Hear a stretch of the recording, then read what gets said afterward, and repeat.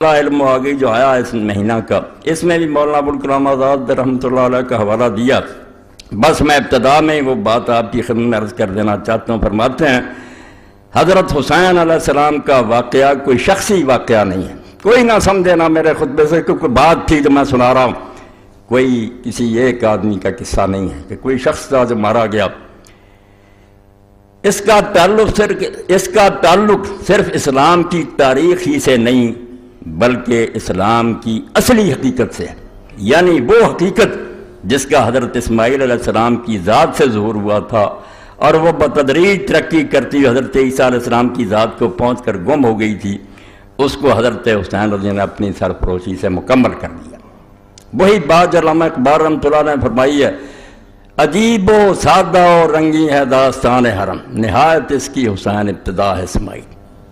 حرم کی ساری کہانی کیا ہے؟ جب بنیاد رکھی جا رہی تھی اسماعیل علیہ السلام کے گلے پر چھری، اور جب دین تکمیل کو پہنچا اور اللہ کے آخری نبی زمین پر آئے تو رسول اللہ کا بچہ جس کو حضور کندھوں پر اٹھاتے تھے، نماز میں سجدہ لمبا کر دیتے، اس کی خاطر اس کی شہادت کا واقعہ پیش ہے تاکہ لوگوں کو پتہ چلے نہ بینی کیا شاہ نکو نام بدست سر بریدہ میدم۔ اسلام پر چلنا چاہتے ہو نا تو یہ حجروں میں بیٹھ کر اور تسبیحیں گما کر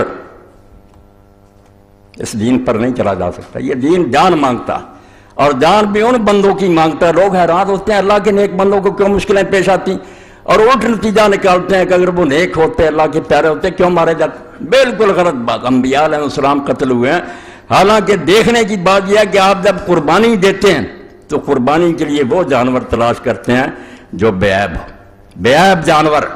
تو ہمارے چھانٹنے میں تو غلطی ہو سکتی ہے، مگر جو قربانیاں اللہ اپنے لیے پسند کرتا انبیاء علیہ السلام اور صالحین کی، وہ نیک لوگوں کی در مسلخ عشق جز نکورانا کشند، عشق کی قربان گاہ میں سوائے اچھے اور نیک لوگوں کے کوئی ذبح نہیں ہوتا۔ یہاں جو کہتا نا ذبح ہو جانا کوئی عیب ہے، یہ توہین ہے، یہ شکست ہے، جھوٹا ہے۔ یہی تو اصل قربان گاہ ہے کہ اللہ کی راہ میں جان دے دی، اللہ کو خوش کر لیے۔ در مسلخ عشق جز نکورانا کشند، عشق کی قربان گاہ پر سوائے نیک اور اچھے لوگوں کے ذبح نہیں کیا جاتا کسی کو۔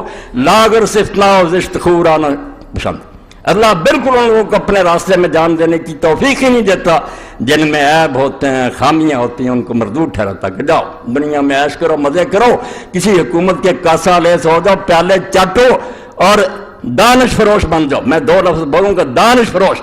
جیسے آج ان کی بہت بڑی تعداد ہے، پڑھے لکھے ہیں، دانشور ہیں، خطیب ہیں اور صحافی ہیں، علم بیچ رہے ہیں، وقت کے حکمرانوں کو خوش کرنے کے لیے دلیلیں کر رہے ہیں، اور اس کے مقابلے میں امام حسین رضی کا قافلہ یہ جان فروشوں کا قافلہ، وہ دانش فروش ہیں، علم بیچ رہے ہیں، یہ جان بیچ اللہ کی راہ میں کہ جو ہو سو ہو، ہم حق کو مانیں گے، کسی طاقت کے سامنے سر نہیں جھکائیں گے، اس راستے میں جو پیش آئے سو پیش آئے۔